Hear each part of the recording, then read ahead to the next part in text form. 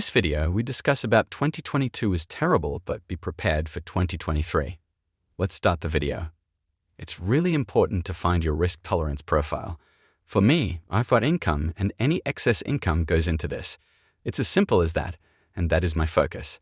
I still think it's the best bet the world has ever been given. So far, it's the best performing asset in all recorded history, and I don't think that trend changes until we get to saturation of the network. It's taken bloody Amazon, Google, all of those guys 2 decades, and they still haven't got the saturation of the network. So I don't think this will be a quick process either, and the gains will be long. If I look at those kind of technology stocks, they've had something like 30 to 50% year-on-year annualized gains. Cryptos have been doing about 100 and something again. It's twice the speed of anything we've ever seen. Now that AI, the GPT chatbot thing, that's gone from 0 users last Wednesday to 1 million users by Sunday. I think that AI is going to be fast. And Mad's got the tiger by the tail there, but we can't participate in that. Yeah, we can play around with it, but we can't make money. But crypto is that asset. So it has been a shitty year. People are angry, confused, because many people came in late. People came at higher prices. People believe that the markets only went up. They wanted to believe what everybody told them, as opposed to absorbing all the information and filtering it into their own thoughts. People took too much risk. They used leverage when they were warned not to. People didn't custody their keys, not their coins. People didn't self-custody, just self-custody. People needed to learn the lesson because we had another couple of 100 million people who started using crypto in this cycle, and so that led to 200 million people having to learn lessons. Next time around, we'll have 300 million people starting, and we'll have 600 million or 700 million people having to learn the lesson. That's just how it goes. But when you're bringing a new financial system where you can take physical possession, which is why I got into the space in the first place, because I understood you own nothing in an over-leveraged system, and if you could self-custody your own asset, and it's a digital asset that nobody could tamper with, then you've got something amazing. If you can then build an entire system of value on top for the entire internet, and recorded ownership of anything, including IP content, everything, then that is a gigantic idea that still holds. So just use it. It's not that difficult to do. He's becoming increasingly bullish as 2022 comes to a close, and we look ahead into 2023 and the news cycle that is going to play out in his final interview for the year. Rawls speaks on why he believes crypto is the best bet the world has been given, and why now is the time to be layering in buyers, as it's going to give you the best risk to return on investment. Make sure to stick around to the end of the video where Rawls speaks on the new crypto bull run and why he thinks it's going to be explosive. He also recaps all the huge work that has been done in the space over this year. Also, only a small percentage of my viewers are actually subscribed. If you enjoy finance videos, consider subscribing or liking the content. It's free, and you can always change your mind. What is going to be the big surprise that none of us predicted? What is the oh my god Apple iPhone moment? Because I think it's coming in crypto, where everyone goes. This is it. I'm going to use this. And it probably is something that people don't even realize. I'm really interested in what Reddit is doing with their digital collectibles. I know the Web3 hardcore enthusiasts hate it, but I don't, because it's the adoption of the technology at scale.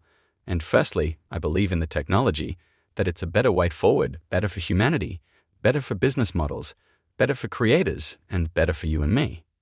The way that we can participate in this network, and it's that participation that I care about because we can make money too. In a world where returns are not easy to come by, particularly returns that are in excess of the expansion of the central bank balance sheets, the debasement of currency, there's very few things that do it. And I know that many of you are younger, and many of you have been screwed by the system, and you had student loans and you can't afford housing, and this is the opportunity that I think sets itself up. And I've said that in that retirement crisis video that it's all here for everybody to participate in. It's like a gift, because all of these kind of things in the past I'm referring to, for example, the AI. If you're a VC investor, you need to be an accredited investor. And guess what? Many VC investors, even if you are accredited, don't get a look into this stuff. You get all of it at the end of the deal. It's all the big investors, and who do they go to?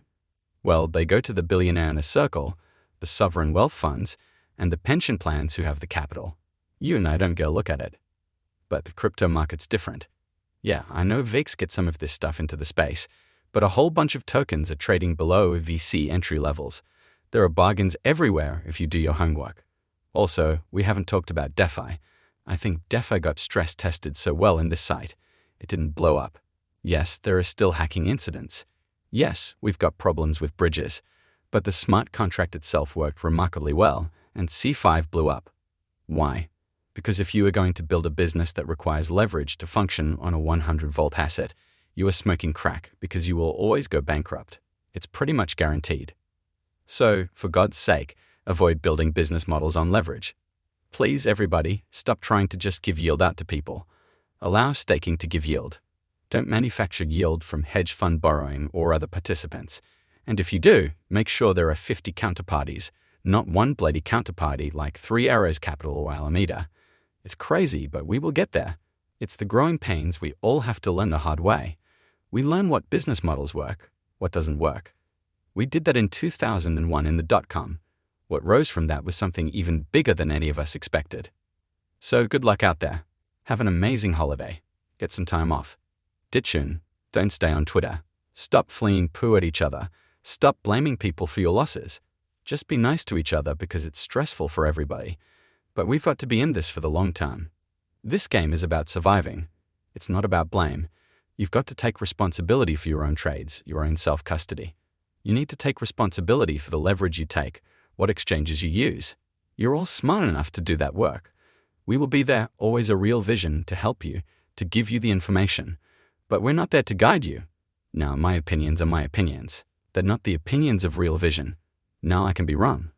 I've been wrong many times in my life, and I've been very right many times in my life. I am not a guru. I'm not somebody you hang on to every word of and copy what I do. So please, learn how to assimilate information, digest it, create your own view, and have your own confidence. Understand how much capital you're risking in the right way for you. When you do that, you will unlock your own superpower. Anyway, thank you for being with me on this journey this year. Ra's Adventures in Crypto, I think, is the most amazing crypto show in the world. Nobody else in the space, honestly, I'm not blowing my own trumpet, gets the broad range, depth, breadth of incredible interviewees than this show. And that's a testament to all of you that are huge supporters of Real Vision. What we do support me online, and that allows me to have access to the world's most brilliant people. So thank you as well. Thank you for being part of this. Let me know in the comments. Anyway, guys, hope you all enjoyed today's video and that provided you some value. I'll see you all in the next one, and as always, all the best.